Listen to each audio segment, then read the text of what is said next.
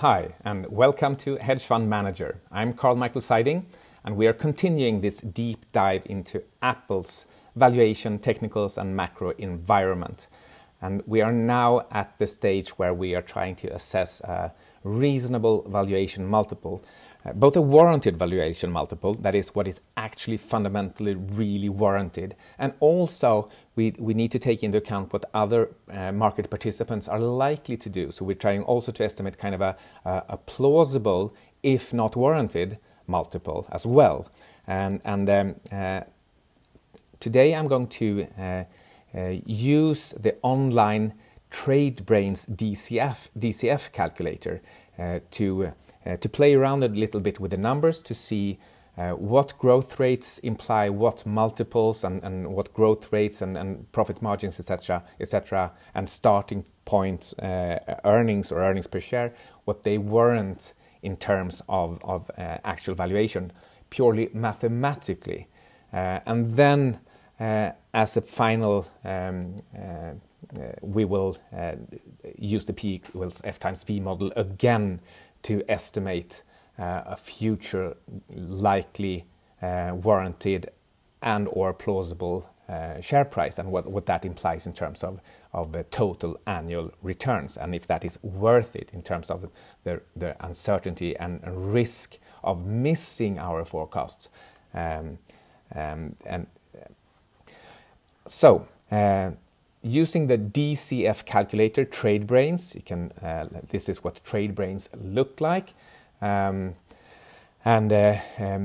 here's a pretty unorthodox way of using a DCF calculator. I've simply entered the actual last 12 months EPS for Apple. We can look here in Koifin, and I hover over diluted EPS. Well, here you see the familiar picture that I showed you earlier with about a $6 level. But you can also look in the table, and right out here to the far right, you can see the current last 12-month number. This is including the last 2 quarters. Apple does not have a calendar year, and the last 12 months diluted reported EPS is 6.40. So I have used 6.40 EPS as my starting point. Usually you would enter the actual cash flow number in millions, and you would also enter the actual number of outstanding shares. But you can also simply use an earnings number or cash flow number or whatever number you want to use per share, and then enter total number of outstanding shares as 1. So I entered 6.40 per share, 1 number of shares, and then tried an expected growth rate of 8% for earnings. And please note that even if a DCF formula assumes you are putting in free cash flow and making all kinds of cash flow estimates, this is just a mathematical sum of future numbers. You also discounting them using a discount rate. And that means that you can just use this as a summation tool and input whatever you want, as long as you keep track of what it is you're calculating. So for these reasons, and I often use EPS rather than cash flow, but then I keep track of what that it is the multiple I'm after, and not necessarily the actual value, the actual theoretical value that would need the EPS to be actual cash flow. But I think also for Apple, they are so similar, they're so close that you could say that the EPS is the same as the cash flow anyway. So using these estimates and an 8% growth rate, that's pretty high. Remember what I said before, that I actually think that it's more likely that they will grow earnings per share by around 5% per year. But let's not get too pessimistic.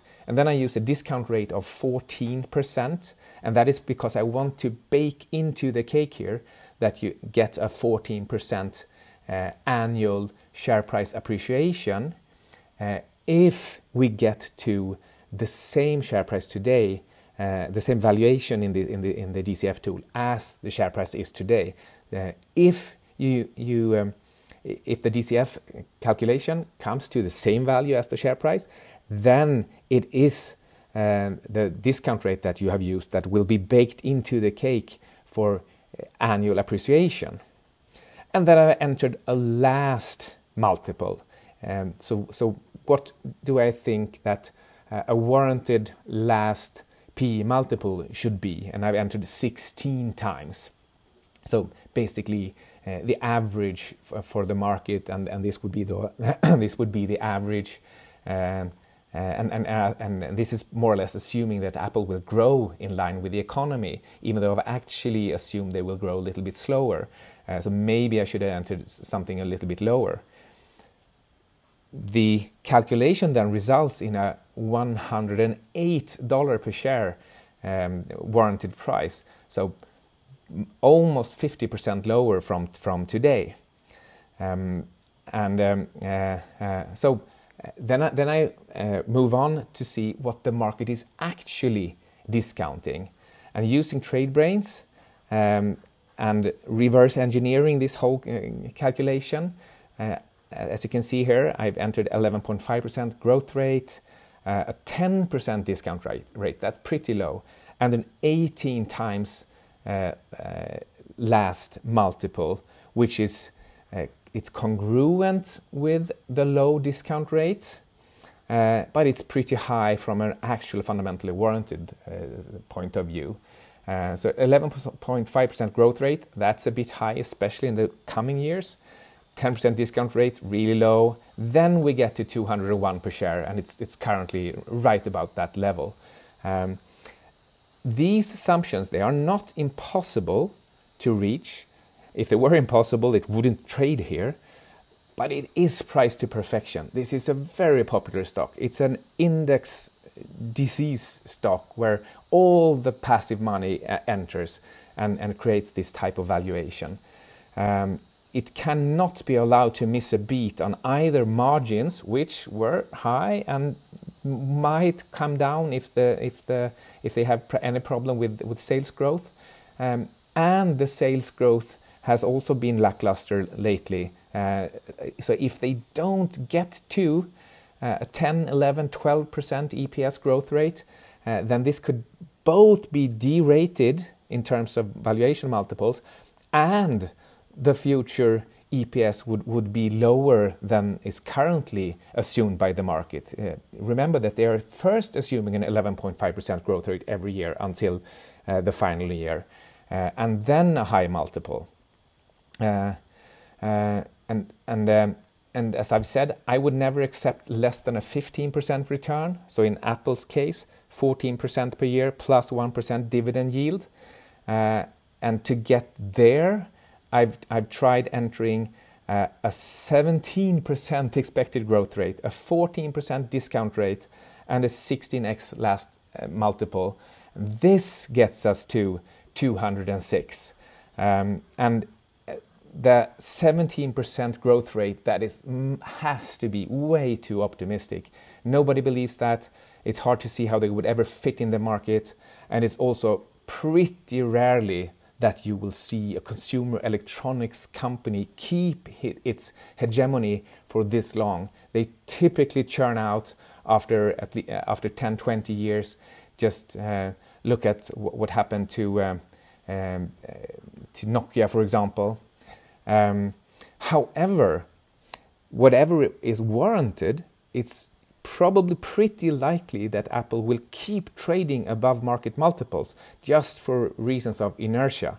They are very loyal owners, and they will keep liking the product. The question, however, is can it sustain a 22x multiple on just an 8% growth rate? And we will take a look at that in the CAGR section.